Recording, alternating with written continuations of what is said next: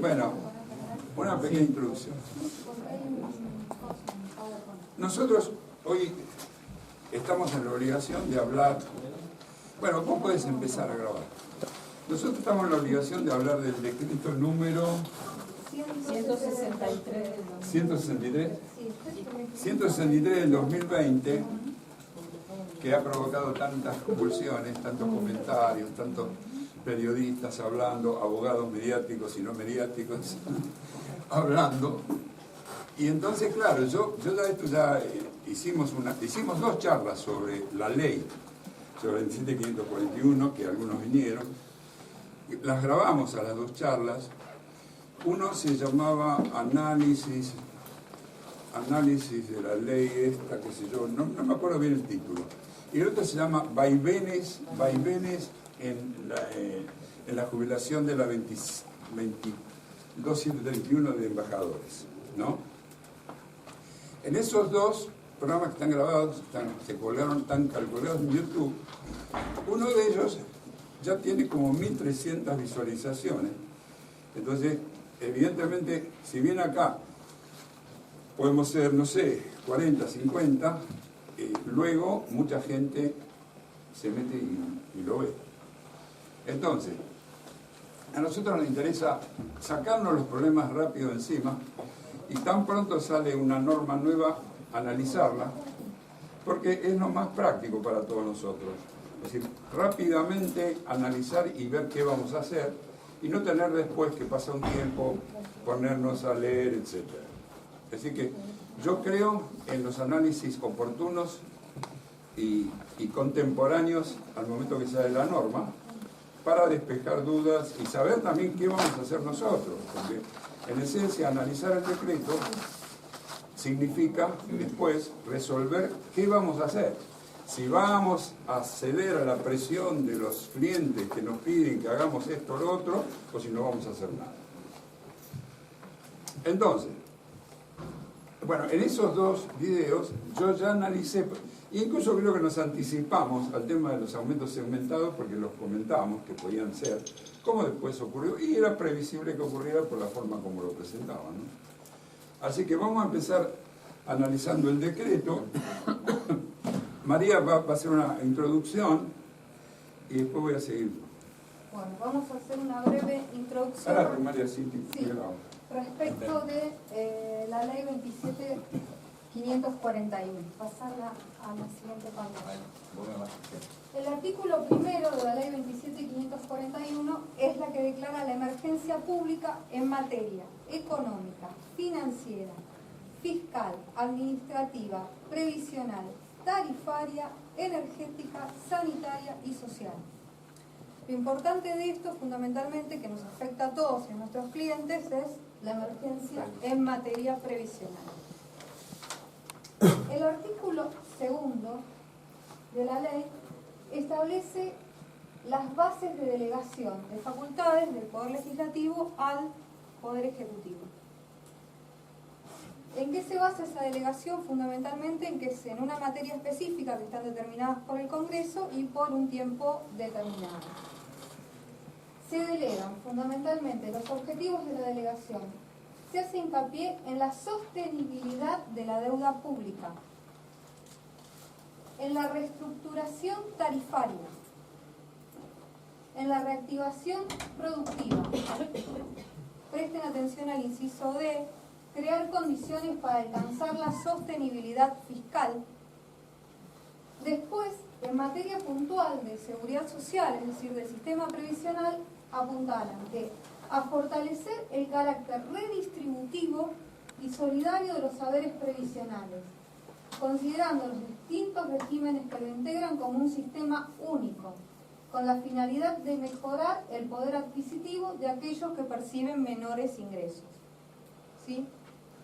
Después otras cuestiones tienen que ver con el sistema de salud, en el que se hace hincapié en que el PAMI, por ejemplo, entiendo que el Instituto Nacional de Servicios Sociales para Jubilados y Pensionados, la provisión de prestaciones médicas esenciales y el tema de medicamentos gratuitos, que ha sido noticia recientemente. Y el último es impulsar la recuperación de los salarios. ¿Sí? Ese es el objetivo que ellos ponen en esta ley. Cuando trata el tema de los saberes previsionales y los aumentos salariales, pasa a ser de interés el artículo 55 de la ley.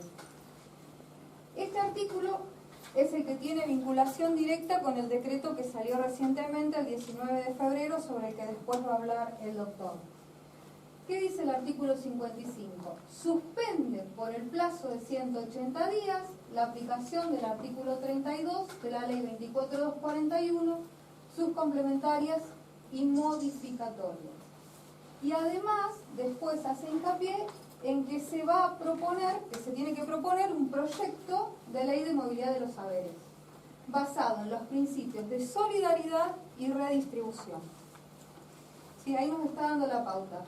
Se suspende por 180 días la movilidad de la anterior ley de movilidad, que es la 27426, que es la que dispuso los aumentos trimestrales.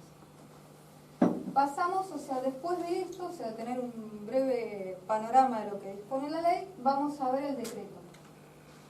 Simplemente.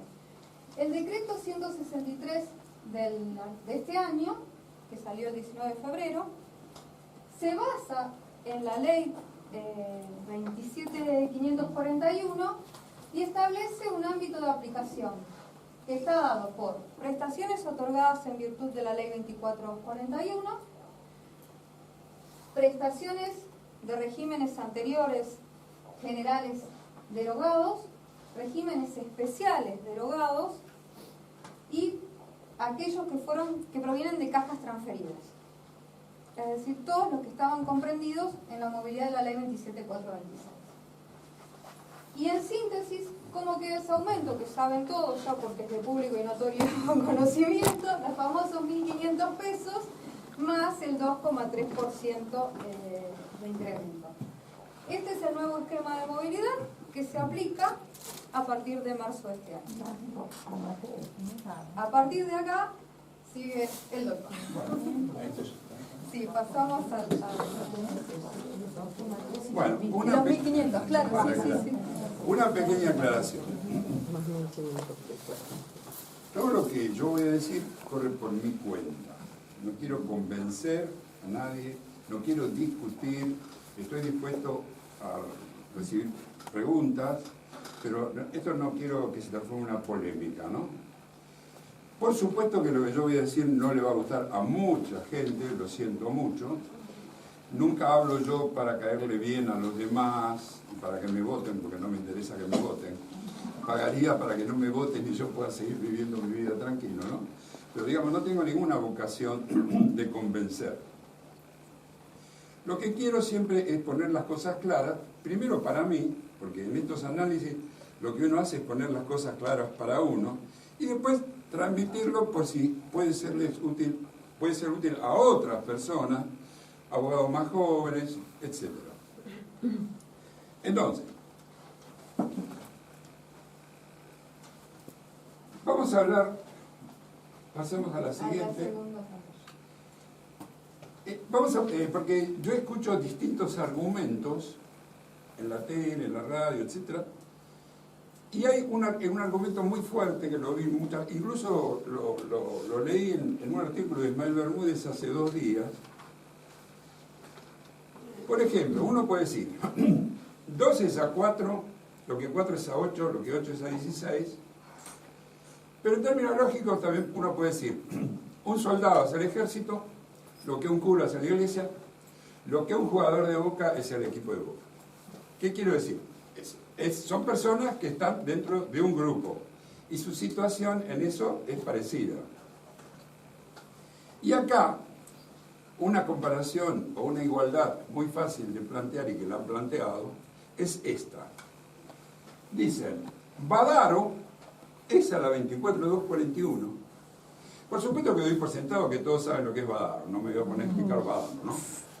Badaro es a la 24241, lo que Fernández Pastor es a la 27426, lo que X, que sería el cliente del que está hablando, o el amigo, lo que X es a la 27541.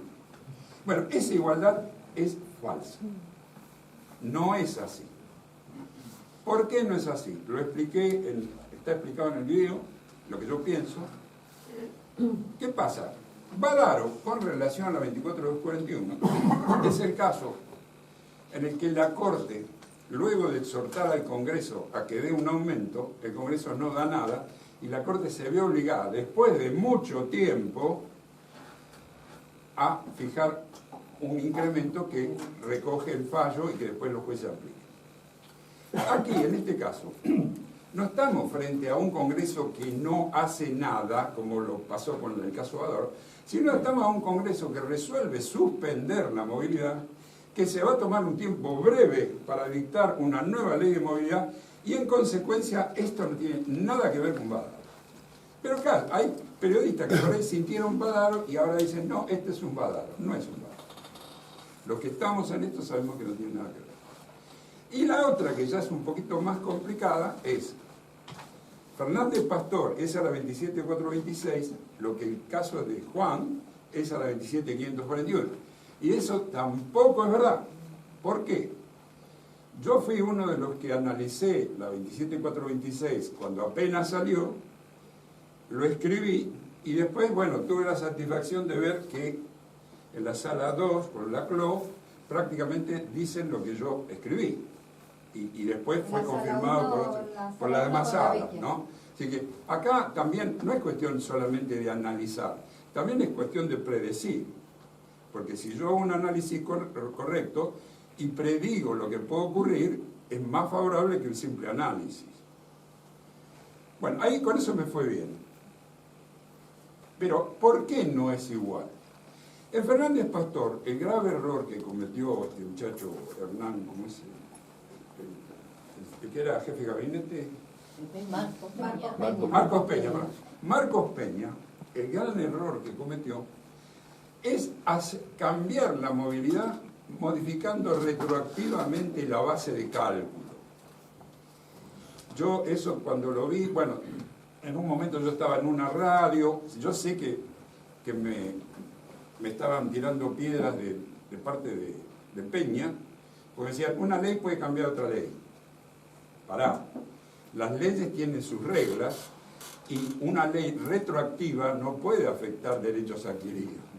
Por eso, el principio básico del artículo 7 del Código Civil dice que las leyes tienen que, digamos, son efectivas hacia el futuro. Pueden ser retroactivas si son más beneficiosas, porque no dañan a nadie. En materia penal hay un montón de materias, esto ya lo expliqué. Pero, digamos, cuando una ley afecta a un derecho adquirido, en forma retroactiva no puede afectar a derechos adquiridos. Y aquí, lo que pasó con Fernández Pastor es que no se derogó la ley, sino que se la modificó. Se modificó el esquema de movilidad. Y al modificarse el esquema de movilidad, se lo modifica con sentido retroactivo, por lo cual la Sala 2 le declara la inconstitucionalidad nada más que del artículo 2. Ojo, solo del artículo 2. ¿Y en qué se diferencia el caso que estamos acá analizando? Que acá se suspende una movilidad y se arranca con otra movilidad, no se trabaja retroactivamente. ¿Sí? Ellos se cuidan mucho de no hacer modificaciones retroactivas porque saben que pueden caer lo que hicieron la ley. Entonces, acá lo que hay es un corte, el 31 de diciembre del 2019, y de aquí para adelante hay una emergencia, hay un aumento que va a regir durante 3 meses, hay un proyecto de nueva movilidad que se va a discutir, etcétera, etcétera, etcétera. No hay ninguna aplicación retroactiva ni se retrocede. Por esa razón, yo pienso que... Además, otra cosa, no se puede considerar derecho adquirido al 11,56 que hubieran tenido con la ley anterior, con la 27.4. No se puede, porque no hay ningún derecho adquirido a ninguna ley anterior cuando esa ley es modificada hacia el futuro. Puede ser un derecho adquirido la jubilación, pero la movilidad no es un derecho adquirido y les vamos a mostrar 9 o 10 ejemplos que ocurrieron en nuestro país en donde se sustituyó una movilidad por otra y nunca fue declarada inconstitucional. Pasamos a la otra pantalla. Bueno, ahí tenemos 1, 2, 3, 4, 5, 6, 7. Tenemos 8 ejemplos, si puede haber más, de modificación de la fórmula de movilidad y sustitución por otra para gente que ya estaba jubilada. Por supuesto que acá el canto más común es escuchar derechos adquiridos, pero hay que parar un poco, hay que analizar realmente lo que pasó. Sí es derecho adquirido, y considero que es derecho adquirido el carácter de jubilado, que no se lo puede quitar, no se le puede quitar la jubilación una vez que se le otorgó, a menos que haya alguna causa de nulidad, pero bien otorgada, la jubilación no se puede tocar. Cuando en el 1 de enero del 69 sale a la ley 18037, se modificó el esquema de movilidad de la 14499, que curiosamente era una ley que daba aumentos en forma segmentada, tanto para la vía inicial como para la movilidad. Fíjense que estamos hablando del año 58, ¿no? Son 42, son 62 años, y ya hubo leyes con movilidades segmentadas, redistributivas. Era la famosa ley del 82%, que siempre los jubilados se creen que le dan el 82%, le daban el 82% que ganaba 20.000, y al que ganaba 40.000 ya no le daban el 82, le daban el 50, el que ganaba 100 le daban 20. Es decir, era toda una tabla, tenía la ley, el artículo 4, que cuanto más ganaba la persona, menos le daba. ¡Qué casualidad! Que se parece mucho a esto. Entonces, ahí, cuando hubo gente que estaba jubilada con la 14499 y cuando salta la 18037, que hizo planteo. Y esos planteos fracasaron en el caso Trabuco y en el caso, no sé cuánto, Viturro. Esos dos son fallos de la Corte que le sacaron las esperanzas a los que hicieron planteos vinculados a movilidad. Pasa el tiempo y la ley 18037, la movilidad, es sustituida por el 24241. Pasamos de la encuesta al AMPO, no pasó nada. Pero más o menos, la encuesta del AMPO más o menos era igual. Después, la 24241 es reemplazada por el 24463. Cavallo pone a cargo del Congreso la movilidad, no pasó nada. Lo mandó una vía muerta porque el Congreso no hizo nada, entonces no hubo movilidad. Del 95 hasta el 2004 no hubo movilidad. Después la 24463 la reemplaza la 26417, que dio muy buenos aumentos. La 26417 va a reemplazar por la 27426. Y la última, la 27426, es reemplazada por la 27541. Y además, hay dos leyes, la 21955 y la 24018, que una se extinguió, digamos, se derogó. Y entonces, en el fallo Brochete y Casella, lo que la justicia dijo es que hasta el momento de la derogación te doy el 82 y de ahí para adelante te doy los aumentos. Y punto. Ahí ven también cómo la movilidad se corta cuando se corta la ley y le dan la movilidad común. Y en Arrúes, con la 24018, los legisladores que tenían la movilidad con el 82 móvil, cuando se corta la ley para ellos, se hace el 82 hasta el momento que salió la derogación y de ahí aumenta. Con eso para mí queda demostrado que no hay un derecho adquirido a ninguna movilidad de ninguna ley cuando la ley es derogada, sustituida, suspendida, reemplazada, lo que fuera. No, un momentito, dejemos las preguntas para el final porque si no pierdo el hilo. Las preguntas las dejamos para el final, si no me trastornan un poco. Entonces, bueno, ahí tenemos muchos ejemplos de movilidades que no generaron ningún derecho al reclamo. Vamos a la siguiente. Bueno, hay fallos, ¿verdad? Fallos que consiguió María, ¿no? Donde si quieres se lo leo. O sea, sí, léelo. Hace hincapié en que el artículo 14 de la Constitución Nacional, que es el que garantiza la movilidad de las prestaciones, no especifica, en cambio, el procedimiento que se debe seguir, dejando librado el punto al criterio legislativo. Es decir, la reglamentación de la movilidad va a estar en poder del legislador. Lo mismo, y bueno, encontramos otro. Se da la particularidad, este último fallo, Sara Tejades, lo citan en Badano, puntualmente. O sea, en ese dice que en realidad el artículo 14 bis no especifica cuál cuál es la movilidad. Bueno. Pero que queda en cabeza del legislador. Ahí entramos en la metafísica, que a los abogados nos encanta, ¿no? Como los curas, hablar de la metafísica. Entonces, los abogados dicen, no, acá se está afectando el artículo 14, porque la movilidad es la Constitución. No voy a decir quién lo dijo, porque dice, están afectando la movilidad, entre paréntesis, la Constitución. Paren la mano. Nadie puede definir la movilidad sino el mismo legislador. La Constitución establece que las jubilaciones tienen que ser móviles.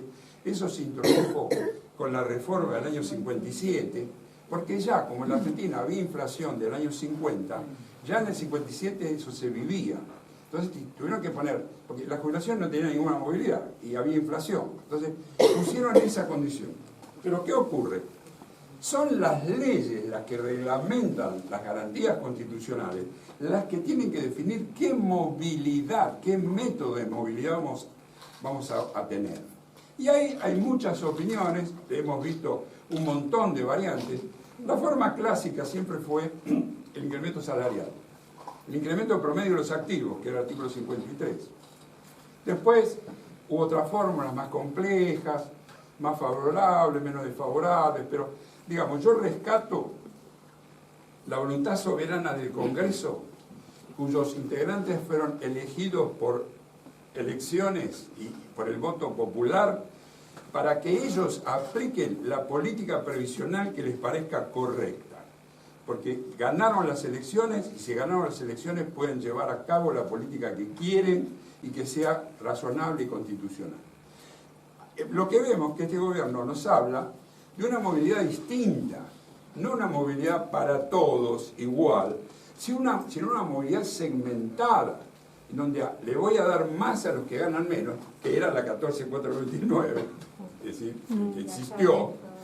Bueno, yo me recibí con la 14499, ¿qué tengo que pedir perdón? Yo me recibí en el 62, y la ley salió en el 58 y estaba plenamente vigente. Y he visto montones de liquidaciones, la 14499, en donde yo sé cómo se hacía la cuenta. Bueno, pero digo, lo de la movilidad segmentada no es nuevo, aunque es muy viejo el antecedente, pero es una decisión política.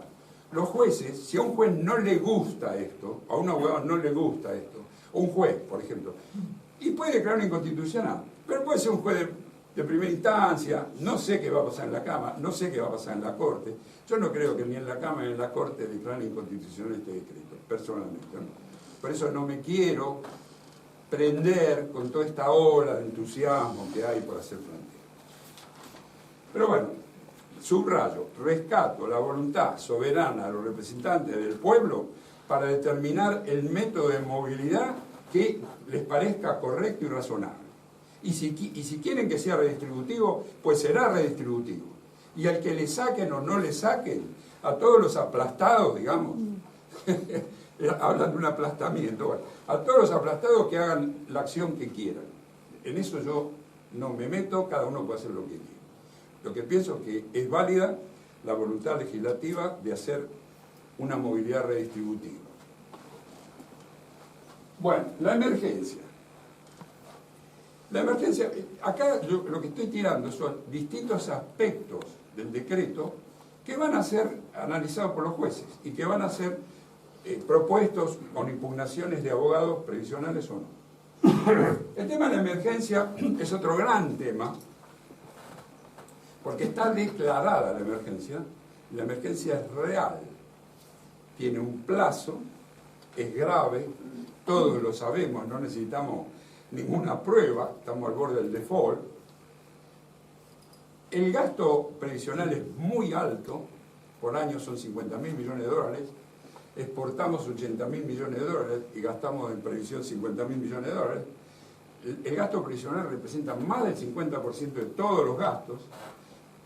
Acá, en alguna medida, todo esto pasa o ha pasado, porque a partir del año 2005 se duplicaron los 3,5 millones jubilados y se transformaron en 7. Entonces, si ustedes tienen 3,5 millones y lo duplican y no cambiaron los recursos, algo tiene que pasar. Y yo hice un gráfico en donde se ve cómo hasta el 2005 tuvimos superávit y después del 2005 el superávit empezó a bajar y como una tijera empezaron a subir las jubilaciones por moratoria. Eso fue un error. Hay un error tremendo dentro de esas moratorias y regalos en que se les daba a mucha gente sin probar su necesidad. Entonces gente que no la necesitaba la jubilación, igual la sacaba. ¿Y cuántos son? Son 900.000 personas. Hay estudios que demuestran que en el percentil más alto de los ingresos se dieron 900.000 jubilaciones. Pensemos que si fueran 1 millón, sería fácil, a $150, 1 millón de jubilaciones, representan 150 millones de dólares por mes. Por mes. Y ahí ustedes empiecen a pensar en los problemas que tenemos fiscales. Entonces, la emergencia, ya hay una cantidad de fallos. Busqué de Vítolo, María, busqué de Vítolo. Bueno, se los leemos, o sea, volvemos un segundito a la pantalla anterior. Cuando el doctor hacía hincapié a la emergencia, referencia a la emergencia, tiene que estar demostrado que existe realmente una situación de emergencia, que es lo que explicó el doctor recién, que la ley de emergencia tenga por finalidad proteger los intereses generales de la sociedad, que la demora en el ejercicio pleno de los derechos sea razonable y que tenga una duración temporal. Esto lo sacamos, o lo tuvimos de una disidencia del doctor Fike, donde él más o menos da en su momento cuáles serían los requisitos que se deben dar para que se convalide la emergencia. Y la finalidad, perdóname, es salvaguardar los intereses generales de la población en su totalidad, es decir, no de un sector en particular, sino que apunta al bienestar general. En la segunda pantalla, con el doctor, de acuerdo a lo que habíamos hablado acá en el estudio, tomamos nota de 2 fallos. Uno es el fallo Bieler de Caraballo y el otro es Busquet de Vítolo. Los dos los tienen publicados en la revista y en esos fallos se destaca que el estatus de jubilado, lo que decía el doctor con antelación, no puede ser alterado, pero sí la cuantía de las prestaciones, que pueden ser... Que es la movilidad. Que es la movilidad, que pueden ser reducidas. Y en el fallo Busquet de Vítolo, puntualmente, se llegó a admitir, en un marco de emergencia, una quita del 30% en el monto del haber. Sobre el haber. Entonces... Fíjense la gravedad de la quita. Era un fallo de una provincia. De una provincia. De una provincia que había declarado emergencia. Y hasta una quita del 30% la Corte la consideró admisible. En ese momento. Que en el caso nuestro, en el decreto nuestro, ningún haber se corta un 30% por la cuenta que lo hice, ¿no? Pero bueno, pero digamos, acá ya tenemos ejemplos concretos de quitas admitidas durante una emergencia pública. ¿Está? Seguimos. Ya terminamos. No es tan largo. Usted quería hacer hincapié en la progresividad. Bueno, el tema, este es el argumento de defensor del pueblo, ¿no? Que de muchos abogados también. Bueno, metafísica pura. Este decreto afecta a la progresividad, bla, bla, bla. Bravo, doctor. Usted es el defensor, el paladín de los jubilados. Bravísimo. Pero usted leyó los convenios. O lo leyó y se olvidó, o lo leyó en parte. Bueno, hay que decir una cosa que ya la dije en otro video, pero ahora escracho directamente las normas internacionales. ¿Y qué dicen? Dicen que va a haber progresividad en la medida que los recursos de cada Estado le permitan sostenerla. ¿No? Son las dos normas que se hacen referencia, son la ley 24.658, que en su artículo primero, que hace referencia a la obligación de los estados de adoptar medidas, dice: los estados partes en el presente protocolo adicional a la Convención Americana sobre Derechos Humanos se comprometen a adoptar las medidas necesarias tanto de orden interno como mediante la cooperación entre los estados, especialmente económica y técnica, hasta el máximo de los recursos disponibles y tomando en cuenta su grado de desarrollo a fin de lograr progresivamente y de conformidad con la legislación interna la plena efectividad de los derechos que se reconocen en el presente protocolo. Y está después otra norma, el convenio de personas mayores, que es la Ley 27.360, la Convención Interamericana sobre Protección de los Derechos Humanos de las Personas Mayores, deberes generales de los Estados parte. En su artículo 4, inciso D, dice: adoptarán las medidas necesarias y cuando lo consideren en el marco de la cooperación internacional hasta el máximo de los recursos disponibles y tomando en cuenta su grado de desarrollo. Es decir, lo mismo. Bueno, digamos, los convenios son muy elocuentes, no creo que haya que comentarlos más, pero además son de una lógica total, porque ningún país puede, es decir, pensemos algo que no está escrito, pero es que es necesario que haya cierto equilibrio entre los ingresos y los gastos. Si eso existe, uno puede mantener la progresividad que sus recursos excedentes le permitan. Pero si uno está pasando un mal momento y sus ingresos no cubren sus gastos, la progresividad puede no exigirse porque no hay plata. A menos que todos piensen que cuando no hay plata se trata de endeudarse o de emitir a lo loco y después tenemos la inflación que tenemos. Es decir, no hay que pensar que cuando no hay posibilidades hay que emitir, porque eso a la larga termina perjudicando a los más débiles. La gente de muchos recursos no les afecta en lo más mínimo la inflación porque se cubren haciendo inversiones en activos fuertes. Y el pobre que no tiene para comprar $1 porque le alcanza nada más que para comer, va a ser la víctima ideal de la inflación. Eso es así. Pero bueno, digamos que ahí terminamos, ¿no? Sí, acá Bueno, y ya prácticamente no me queda más nada. Ahora yo después voy a contestar las preguntas. Digamos, esta es la posición que nosotros asumimos al analizar el decreto, que prácticamente ya lo habíamos analizado antes.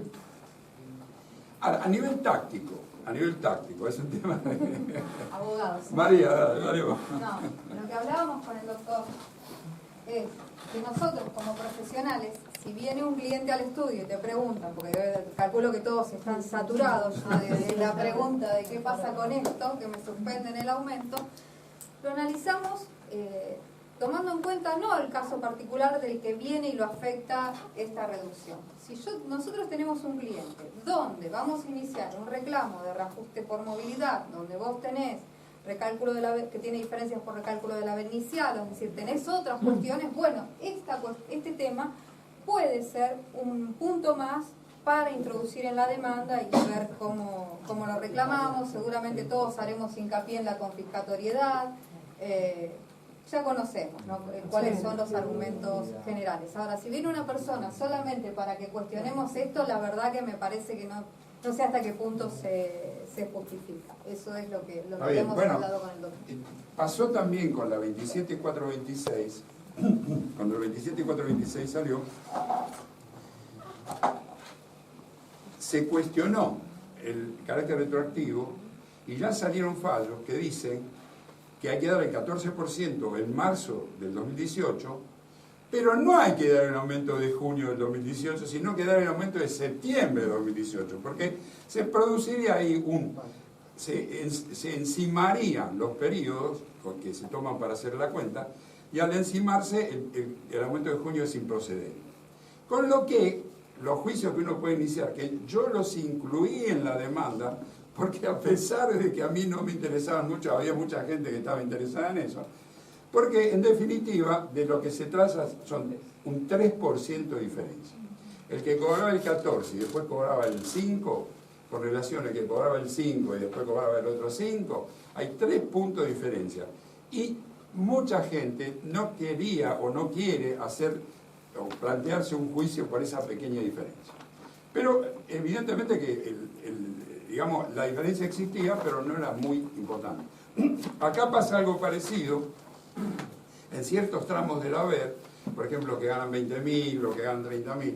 Por ahí la diferencia, quizás a muchos no les interesa hacer un play. Porque no sabemos cómo va a seguir el partido no sabemos qué va a pasar, no sabemos si en junio va a haber o no va a haber aumento, si vamos a tener la ley o no vamos a tener. Hay un montón de cosas que están en la incertidumbre, pero por el momento nosotros no somos partidarios de impulsar acciones de amparo y menos de pedir adelanto para hacer acciones de amparo cuando sabemos que es una cosa bastante problemática y improbable, digamos, ¿no? A menos que queramos, no sé, trabajar en forma artificial, por decirlo de alguna manera, y no, es decir, siempre el lema nuestro fue tomar asuntos importantes, asuntos que tienen mucho fundamento y que es muy difícil de perder.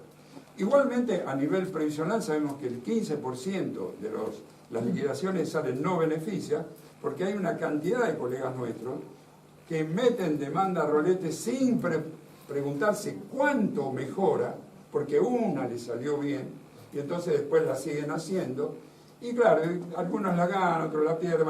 A nosotros esa forma de trabajar no nos interesa. Ahora la pregunta. Espera que me arrimo porque no escucho bien. No, cuando decía alguien al comienzo el tema de que no hay derecho adquirido a la movilidad, ¿cuál sería la diferencia entre la ley, la del 2017, la 27426, la 27426, donde se afectó retroactivamente, y de acá de alguna manera el trimestre del año pasado que impactaba en marzo, sí, ya estaba, por eso está el cálculo? No, pero sí, ya estaba devengado. Yo inventé eso. No me vengan ahora con la historia del devengado porque lo inventé yo. ¿Cuál sería? El devengado lo inventé yo, bueno, papá. Pero por eso. Bueno, escuchá, te voy a decir por qué. A ver. Estaba devengado porque venía corriendo, y lo que se hizo no fue un hachazo y cortar la ley. Es decir, porque yo lo que pensaba en ese momento, decía, si hubieran hecho la reforma, si hubieran dado el aumento del 14. Sí, marzo 2018. Claro, y a partir de enero decía, te voy a dar el aumento en septiembre, en julio, con otro criterio, como la modificación era hacia el futuro, sí, no te afectaba. Claro. Y entonces ni hubiera habido juicio. Yo lo hubiera hecho estado así. Fernández Pastor. Claro.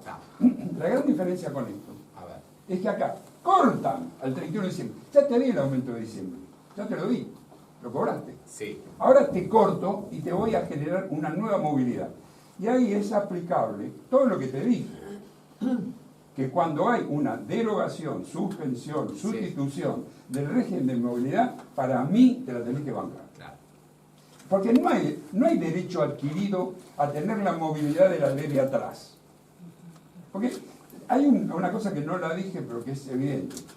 Si todos fueran derechos adquiridos en leyes derogadas, no se podrían modificar las leyes. Claro. Entonces, ¿qué puedo hacer yo, poder legislativo? No, derechos adquiridos. No, entonces yo no te puedo cambiar la ley. Porque todo, con la edad, con los servicios, con los derechohabientes, fíjate vos, derechohabientes que tenían derecho en la 18037, con la 24241 lo pierden. Hay zona gris, hay una zona gris que se podría decir, si a mí me dieron la jubilación con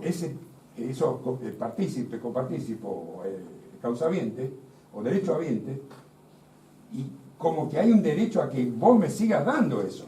Sin embargo, eso no prosperó. Y cuando sale la nueva ley, los que se mueren con la nueva ley les meten los derechos habientes a la 24241. Pero es una zona un poquito gris.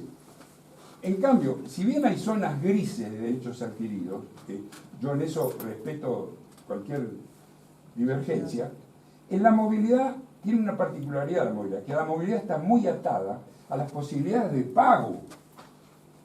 ¿Y qué pasa cuando un país no puede pagar? Se vería esclavizado por leyes anteriores que no las puede modificar. Es decir, que a nivel legislativo, a nivel optimización de la ley, yo creo, como ya ocurrió en todos esos casos que le dije, que las movilidades fueron reemplazadas y no pasó nada. ¿Está? Bueno, tuve suerte. Bueno, ¿listo? ¿Alguna otra pregunta? Dame un poco de agua. Estoy dispuesto a escuchar preguntas que no estén de acuerdo conmigo. Doctor, en la época de la Rúa, cuando hubo el descuento del 13%, también se había dictado emergencia, yo no lo recuerdo. El 13% fue en la época de Cavallo, ¿no fue? Estaba de la Rúa, pero con el otro, no era el otro, el ministro de Economía. López Murphy, que hubo una deducción. Sí, hubo una deducción del 13% a todos, pero después... Bueno, pero ahí te deducen sin cambiarte la movilidad. Claro, por eso se Acá recuperó. el problema esencial es la movilidad. ¿Puede el Congreso cambiar el esquema de la movilidad hacia el futuro a partir de un momento determinado?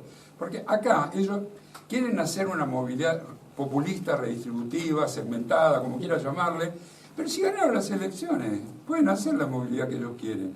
Para eso los votaron y ganaron las elecciones. Dentro de 2 años no sé si todos los aplastados de ahora van a volver a votar, van a volver a votarlos a ellos, para ellos no los votan. Bueno, ese es el problema de nuestro país, tenemos elecciones cada 2 años y hay cierta turbulencia, digamos, ¿no? Pero nadie le puede negar, para mi modo de ver, al Congreso la posibilidad de hacer una movilidad segmentada. Y en los casos que tienen sentencia firme, tampoco, o sea... Bueno, el reajuste. Claro. Y bueno, y todos caen en la misma bolsa. Claro. Igual para Sí, los reajustes van a tener, a partir de que queda la sentencia que la liquidan, van a tener derecho a los aumentos generales. Claro. Bueno, los aumentos Caen generales en la misma... van a bajar cuanto más la persona gane, ¿no? Igual la movilidad para segmentada o de mayores importes para haberes menores, en Badaro se cuestionó, más allá que Badaro se prolongó en el tiempo. Sí. O sea que si la nueva ley de movilidad trajera segmentación en los aumentos, con el mismo argumento de Badaro, que fuera, contributivo, hay 2 formas clásicas de dar movilidades. A todos por igual, que fue Menem, fueron los militares, de la Rúa, y después está la otra, que fue María Estela, de Perón, la viuda de Perón, dio aumento a los que ganaban menos de tanto. Kirchner, en septiembre del 2004, dio aumento a los que ganaban menos de 1.000. Kirchner del 2002, que empezó a aumentar el mínimo de una forma pavorosa, que nosotros hacíamos juicio de reajuste. Y cuando teníamos que cobrar, no cobrábamos nada, porque el haber reajustado había sido absorbido por el mínimo. ¿No? Bueno, el achatamiento no fue de Menem, fue de Kirchner, del 2002 al 2005, fue en el 2004 con el aumento discriminando a los que ganaban menos de 1.000. Y bueno, y más no me acuerdo. Pero digamos que, siguiendo con lo que decías vos, digamos que la persona que se sienta afectada, bueno, sacará su guitarra, cantará, hará su mejor poesía, los derechos adquiridos, el 14 bis, todo lo que quieran, y bueno, y ya se verá, porque en definitiva eso es una incógnita. Yo no sé lo que puede llegar a pasar. Bueno, lo van a intentar, yo no tengo muchas ganas, pero hay gente que lo va a intentar, y veremos qué pasa, ¿no? Porque en definitiva acá estamos tratando de predecir el futuro y no es tan fácil. No es tan fácil predecir. Lo que pasa que, es decir, además hay una idea de tipo civilista y hay una idea de tipo de seguridad social. La idea civilista, que está muy impregnada en muchos jueces, dice, esto es una propiedad que no se la puede confiscar. Entonces te decreto la inconstitucionalidad del máximo porque se saca más de esto. Pero si el máximo está puesto para hacer redistribución. Acá, no en todos los países se cae el máximo como se cae acá. Acá el máximo se cae como alambre caído, lo pasan por arriba el máximo. ¿Pero por qué? Porque lo miran con un criterio civilista. Si lo miran con un criterio de seguridad social, la seguridad social es profundamente redistributiva. Hay máximo para que las personas no ganen más de cierto límite, como hay mínimos. Pero eso, digamos, no es compartido, yo lo veo así en general, ¿no? Pero no es compartido por los jueces. Hay muchos jueces que consideran que es una propiedad como si fuera una propiedad civil. Entonces, yo lo he visto en mi vida ha sido esas 2 formas, ¿no? la de darle a todos el mismo porcentaje de aumento a la de darle más a los que tienen menos. Bueno, evidentemente eso se puede plantear judicialmente, veremos lo que pasa y punto, ¿está? ¿Conforme o no? No está conforme, pero me mira con tristeza. No somos. No me equivocaba, no veo bien. Bueno, digamos, estás un poco triste, pero ¿qué vas a hacer? Acá hacemos terapia también, ¿viste? Venga, doctor, bueno, doctor, tranquilo, ya va a pasar. ¿No? Cuando se equivocan, vienen abogados desesperados, me equivoqué. Entonces le hacemos la terapia, se sientan en el diván. Sigmund Jauregui le dicen, bueno, tranquilo, hay cosas peores. Bueno, forma parte de lo nuestro. Pero el gran problema es no considerarse obligado a meterse en el mismo bote de una persona que quiere hacer pleito. Porque acá, en el bote, somos dos. Yo nunca me he dejado llevar por la presión de ningún cliente, salvo algún caso excepcional de los de Fiat. ¿Te acordás? Una vez, bueno, te dije que sí. Pero en general no nos dejamos presionar por la ansiedad, por la necesidad. No nos gusta. Nosotros queremos tomar asuntos que funcionen. ¿Por qué? Si nosotros tomamos un caso que no le vemos chance y después fracasamos, perdemos todo nuestro tiempo y nuestro trabajo. Así que ahí ya entra el criterio de cada profesional, si quiere arriesgar más, arriesgar menos. Nosotros siempre fuimos muy conservadores y nos inclinamos a tomar asuntos que seguramente funcionan. Decimos algo, sí, cuando hay fundamento lo hacemos. Incluso cuando yo cuestioné la 27426, también le dije después que era un caso de mucho ruido y poca nueces, ¿no? La gente que se jubila en este periodo. La gente que se jubila ahora. Claro, que comienza a jubilarse ahora, en este periodo de suspensión. La actualización de la remuneración. Ah, bueno. No está suspendido.